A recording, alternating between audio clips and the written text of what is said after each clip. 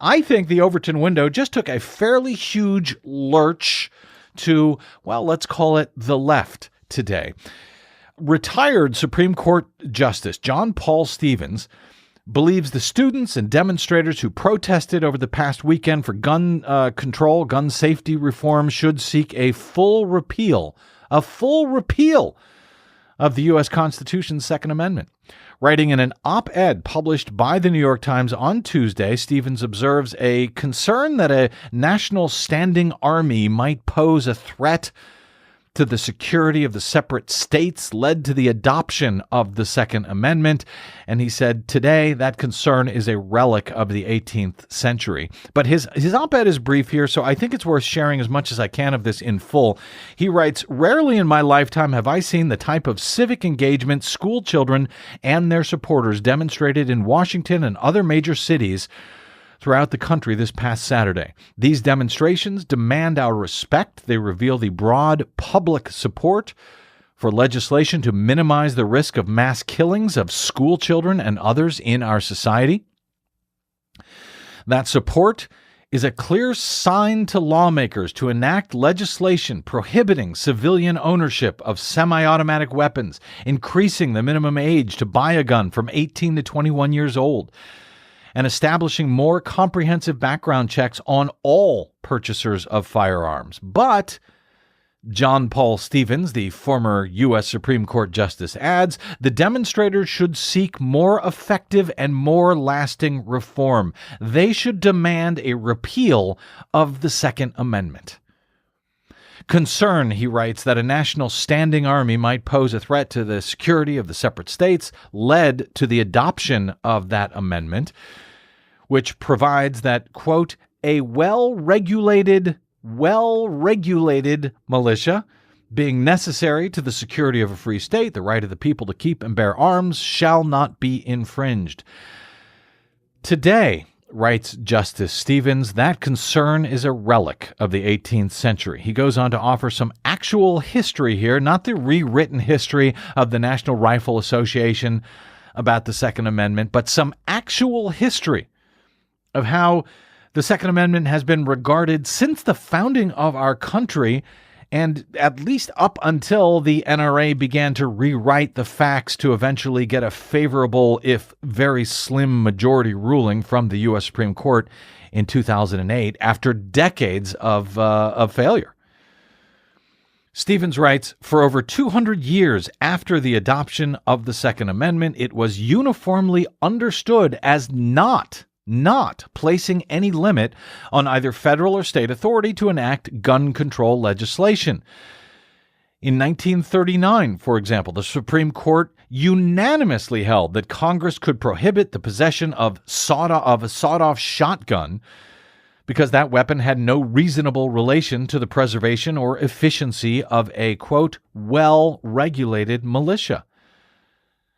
During the years when Warren Burger was our Chief Justice," he says, from 1969 to 1986, "no judge, federal or state, as far as I'm aware, expressed any doubt as to the limited coverage of that amendment.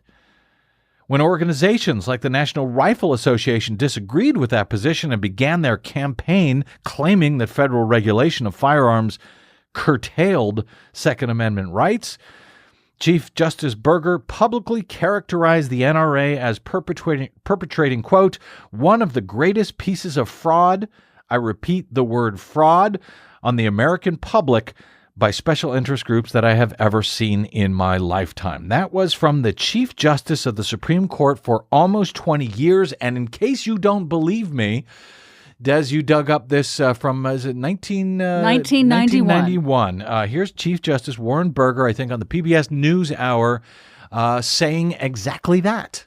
"If I were writing the Bill of Rights now, there wouldn't be any such thing as the Second Amendment." Which says? That a well-regulated militia being necessary for the defense of the state, the people's rights to bear arms. This has been the subject of one of the greatest pieces of fraud, I repeat the word fraud, on the American public by special interest groups that I have ever seen in my lifetime. Now just look at those words. There are only 3 lines to that amendment. A well-regulated militia If the militia, which was going to be the state army, was going to be well regulated, why shouldn't 16 and 17 and 18 or any other age persons be regulated in the use of arms the way an automobile is regulated? That was the former Supreme Court Chief Justice Warren Burger saying that, yes, what the NRA is perpetrating is one of the greatest pieces of fraud by a special interest group that I have ever seen. And that fraud continues. In 2008, Justice John Paul Stevens writes in his op-ed at the New York Times today, the Supreme Court overturned Chief Justice Burger's and others' long settled understanding of the Second Amendment's limited reach by ruling in District of Columbia versus Heller that there was an individual right to bear arms. Stevens says, I was among the 4 dissenters, and that's right. Just to be clear, up until 2008, since the founding of our republic, the U.S. Supreme Court had never ruled this way. Not until 2008, until the now late and very radical right-wing Justice Antonin Scalia wrote his 5-4 majority opinion in that case. Justice Stevens says that decision, which I remained convinced was wrong and certainly was debatable, has provided the NRA with a propaganda weapon of immense power. Overturning that decision via a constitutional amendment to get rid of the Second Amendment would be simple, and would do more to weaken the NRA's ability to stymie legislative debate and block constructive gun control legislation than any other available option. I'm not so sure it's simple, but he goes on to say that simple but dramatic action would move Saturday's marchers closer to their objective than any other possible reform. It would eliminate the only legal rule that protects sellers of firearms in the United States, unlike every other market in the world. It would make our school children safer than they have been since 2008 and honor the memories of the many, indeed far too many, victims of recent gun violence.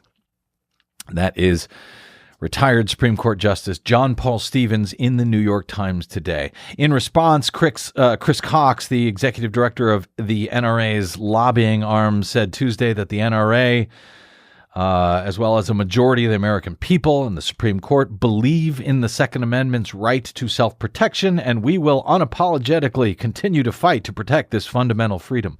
Of course, the Second Amendment doesn't actually say anything at all about self-protection, as Chris Cox mischaracterizes it there, but that gives you an idea of how the NRA has been able to sort of move the Overton window to the right on this issue. That he can, say that the Second Amendment, the right to self-protection, he can just say that without really being challenged at all on it. That's not what the Second Amendment actually says.